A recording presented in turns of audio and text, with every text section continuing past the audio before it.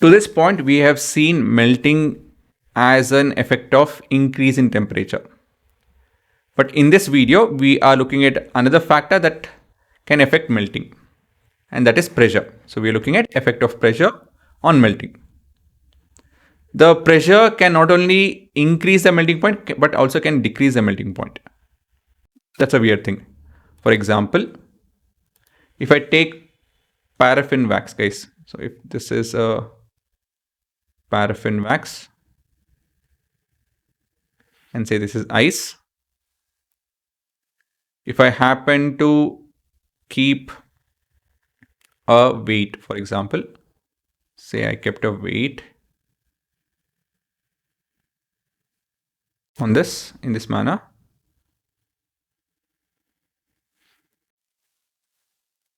so this you can find in your physics classroom, lab, sorry. So if I keep weight on paraffin wax, the melting point increases. Melting point increases. But when it comes to ice, the melting point decreases. It's a weird thing, but it happens. So how do we know when it will increase or when it will decrease? Can ice experience this phenomena wherein melting point increases? Actually, no. So material that on melting,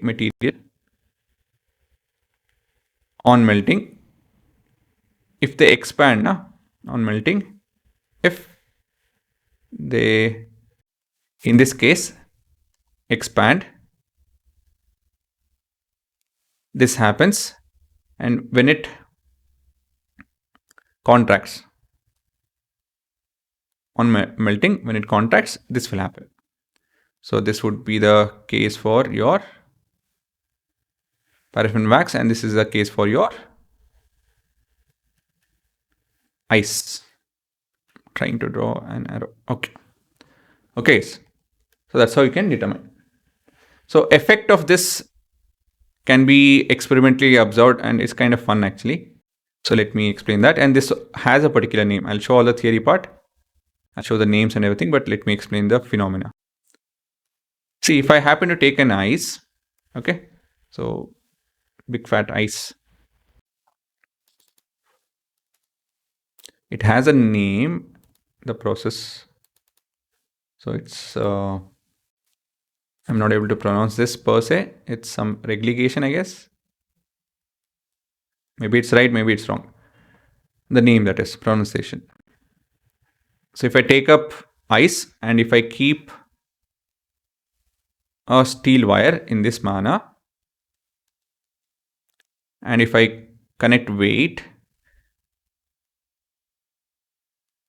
so this you will find it in the next video, this experiment.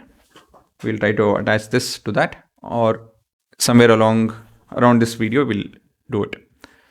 So if I just do this, take an ice and put some weight, what will happen is, this will happen, guys. It will melt and it'll pass through. It'll pass through.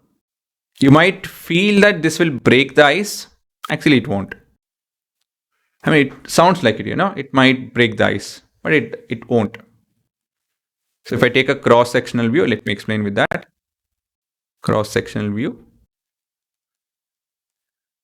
Say this is your ice and the wire has passed through. Okay, somewhere here is your wire. So that's your wire.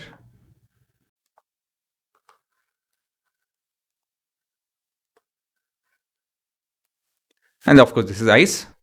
So basically what happens is, the point below the wire is experiencing a lot of pressure. So here the pressure is high. This section. So because the pressure is high, what happens to the melting point? Melting point reduces. So whatever the top section has lower pressure. Okay, let me actually redirect it that way.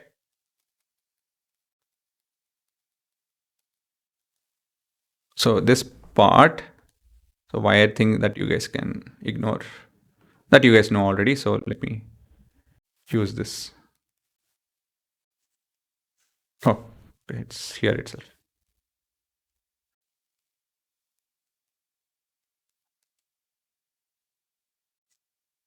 So here the pressure is higher or lower? It will be less, right? Compared to the other part, it will be less. Compared to this, it will be less. So melting point, what happens to melting point? Melting point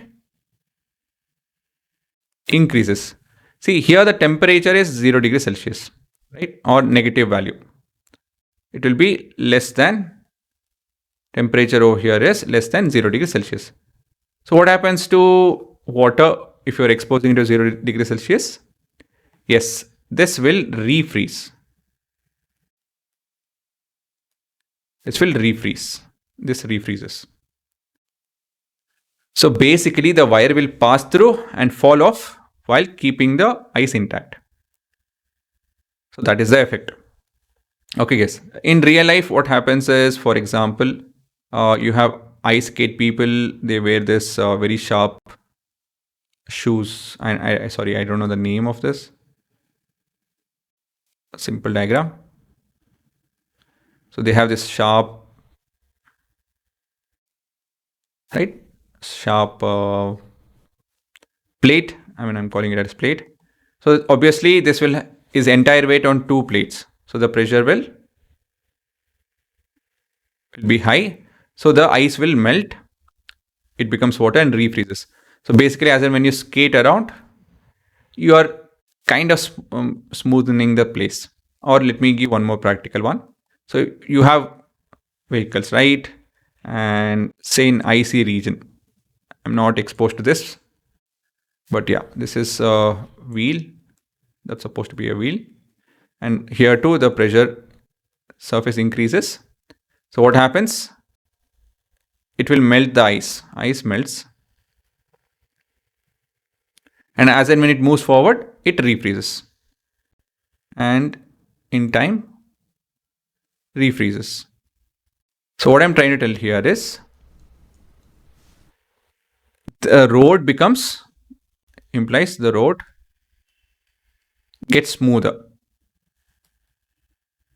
or the friction drops. And so road will be dangerous. Right, guys? So the road will be dangerous. So when you have, you can see winter accidents. If you can web search that, you get to see this. Because of this, things can, vehicles can get damaged or slide and all of that. So they generally put wire, metallic. They do something, guys. They take wire and they wrap it around the wheel and all that, so as to break the ice and friction increases. Doing so, they touch the road per se. If not, it becomes a thin icy region. Obviously, you can imagine this leads to problems. So what we're looking at is, we're looking at pressure affecting the melting point. So let's just have a small read through. So pressure not only increases but also can decrease the melting point. So if the substance expands on melting, the pressure increases. Sorry, on pressure increasing, the melting. Okay, this write-up is not that great. Increasing pressure increases the melting point. Sorry, it's right only. Example is paraffin wax and sulfur and phosphorus and all of that. If the substance contracts on melting, increasing pressure lowers the melting point. Right? So example, ice, cast iron, and so on and so forth. And the small experiment which I showed is called as reglication. It's a small write-up. And this is to do with the practical scenario which I explained. Oh yeah, skates. Why did I tell shoe? I know skates. I know the word skate. Okay, so yeah. I think you would want to write this.